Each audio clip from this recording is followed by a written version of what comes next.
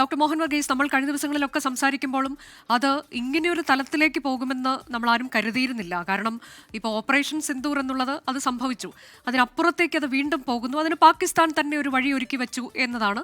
ഇപ്പോൾ അവർ തകർന്നടിയുന്ന കാഴ്ച നമ്മൾ കണ്ടുകൊണ്ടിരിക്കുകയാണ്. ഡോക്ടർ മോഹൻ വർഗീസ്, ഏതാനും മണിക്കൂറുകൾക്ക് മുൻപ് വരെ നമ്മൾ പറയുമായിരുന്നു യുദ്ധ സമാനമായ സാഹചര്യങ്ങളാണ് ഈ രാജ്യങ്ങൾക്ക് മധ്യേ ഉള്ളത്.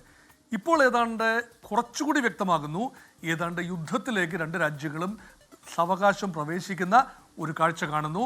ഇവിടെ ആദ്യ ഘട്ടമെന്ന് പറയുന്നത് വ്യോമ മേധാവിത്വം, ആകാശങ്ങൾ ആരാണ് വാഴുന്നത് എന്നതാണ് യുദ്ധത്തിൻ്റെ ഗതിവിഗതികളെ നിയന്ത്രിക്കുന്നത്. ഇവിടെ ആകാശം തൽക്കാലം ആകാശ മേധാവിത്വം നിസ്സംശയം പറയാം ഭാരതത്തിന് തന്നെയാണ്. ഭാരതം വളരെയധികം ഗൃഹപാഠം ചെയ്തിരിക്കുന്നു.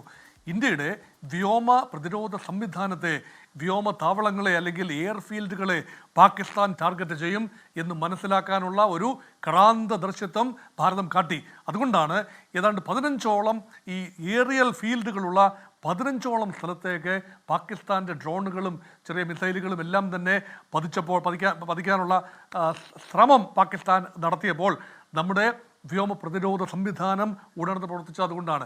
ഇപ്പോൾ റഷ്യയിൽ നിന്നും വാങ്ങിയെടുത്ത S-400 വ്യോമ പ്രതിരോധ സംവിധാനം, അതുകൊണ്ട് തീർച്ചയായും ആൻറ്റി മിസൈൽ സിസ്റ്റം അത് വളരെ കാര്യക്ഷമമായി പ്രവർത്തിച്ചതുകൊണ്ടാണ് കാര്യമായ നാശനഷ്ടങ്ങളില്ലാതെ നമ്മുടെ വ്യോമ മേഖല സുരക്ഷിതമായി കാത്തു സൂക്ഷിക്കാൻ കഴിഞ്ഞത്, നമ്മുടെ ആകാശങ്ങളെ സുരക്ഷിതമാക്കാൻ കഴിഞ്ഞത് അതുകൊണ്ടാണ്. പക്ഷേ അതേ രീതിയിൽ പാകിസ്ഥാൻ്റെ ആകാശങ്ങൾ സുരക്ഷിതമല്ല. അവിടെ ഡ്രോണുകൾ വലിയ തോതിലാണ് നാശനഷ്ടങ്ങൾ വിതച്ചത്.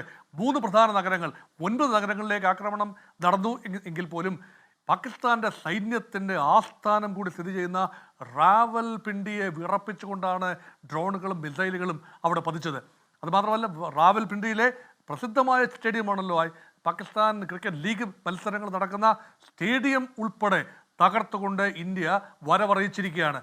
അതുപോലെ അതായത് ഡോക്ടർ മോഹൻ വർഗീസ്, ഇപ്പോ ഈ സൈനിക കേന്ദ്രങ്ങൾ ലാക്കാക്കി പാകിസ്ഥാൻ ആക്രമണ ശ്രമം നടത്തിയത് പൂർണ്ണമായും പരാജയപ്പെട്ടു.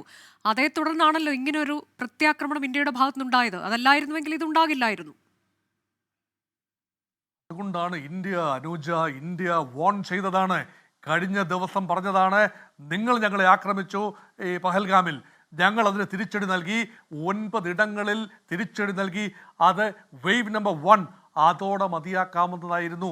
പാകിസ്ഥാൻ്റെ പ്രതിരോധ മന്ത്രിയും പറഞ്ഞതാണ്, ഖ്വാജ ആസിഫ് വ്യക്തമായി പറഞ്ഞതാണ്, ആദ്യ നിമിഷങ്ങളിൽ പറഞ്ഞതാണ്, ഒരുപക്ഷെ ഇന്ത്യ ആക്രമണം നിർത്തുമെങ്കിൽ ഞങ്ങളുടെ ഭാഗത്ത് പൂർണ്ണമായി സംയമനം പാലിക്കാൻ തയ്യാറാണ് എന്ന് പറഞ്ഞ ഖ്വാജ ആസിഫ് മണിക്കൂറുകൾക്കകം, കൃത്യം പറഞ്ഞാൽ 6 മണിക്കൂറുകൾക്കകം തൻ്റെ വാക്കുകൾ വിഴുങ്ങുകയും ഇന്ത്യക്ക് ശക്തമായ തിരിച്ചടി നൽകുമെന്ന് പറയുകയും ചെയ്തു എന്ന് പറയുമ്പോൾ യഥാർത്ഥത്തിൽ ഖ്വാജ ആസിഫിനെ അത് പറയിപ്പിച്ചതാരാണ്?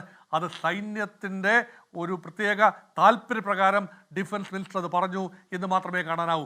അപ്പോൾ നമുക്കറിയാം തീർച്ചയായും പ്രകോപനം ഉണ്ടായിക്കഴിഞ്ഞാൽ ഷെൽ ആക്രമണം അതിർത്തിയിൽ ഉടനീളം കഴിഞ്ഞ ദിവസങ്ങളിൽ ഉണ്ടായിരുന്നു. പക്ഷേ ഇന്നലത്തെ ദിവസവും ഇന്നും അതിതീവ്രമായ ഷെല്ലാക്രമണം അതിർത്തിയിലെ മിക്ക മേഖലയിൽ, പ്രത്യേകിച്ച് കാശ്മീർ അതിർത്തി നിയന്ത്രണ രേഖയ്ക്കപ്പുറത്ത് നിന്ന് വലിയ ആക്രമണം ഉണ്ടായി. അപ്പം തിരിച്ചടി തീർച്ചയായിട്ടും ഉണ്ടാകുമല്ലോ. അതുകൊണ്ടാണ് ഇന്ന് പ്രതിരോധ മന്ത്രി രാജ്നാഥ് സിംഗ് പറഞ്ഞത്, ഓപ്പറേഷൻ സിന്ദൂര തുടങ്ങിയിട്ടേ ഉള്ളൂ, അവസാനിച്ചിട്ടില്ല. ആദ്യ ഘട്ടമാണ് കഴിഞ്ഞു പോയത്. ഇപ്പോൾ ഇതാ 2ാം ഘട്ടത്തിലേക്ക് കടക്കുന്നു.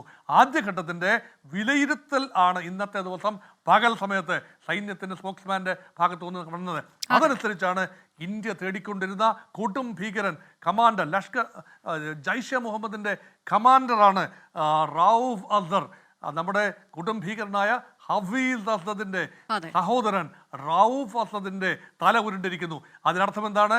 ഭാരതം തേടിക്കൊണ്ടിരിക്കുന്ന ഭീകരന്മാരെ ഒന്നൊന്നായി കണ്ടെത്തി ചുൻ ചുൻ കർ മാരേഗ എന്ന് ഇന്ത്യയുടെ രാഷ്ട്രീയ നേതൃത്വം പറഞ്ഞത് അക്ഷരാർത്ഥത്തിൽ പാലിച്ചുകൊണ്ട് പാകിസ്ഥാനെതിരെ കാര്യമായ തിരിച്ചടി. അതാണ് ബാലൻസ് ഷീറ്റിൽ പാകിസ്ഥാന് കാണിക്കാനുള്ളത് ഏതാനും ഗ്രാമീണരുടെ ജീവൻ മാത്രമാണെങ്കിൽ ഇന്ത്യയുടെ കണക്ക് പുസ്തകത്തിൽ ഇതുവരെ കാണിക്കാനുള്ളത് കൃത്യമായ എണ്ണം പറഞ്ഞ ഭീകരരുടെ തലയാണ് ഇന്ത്യക്ക് കാണിക്കാനുള്ളത്.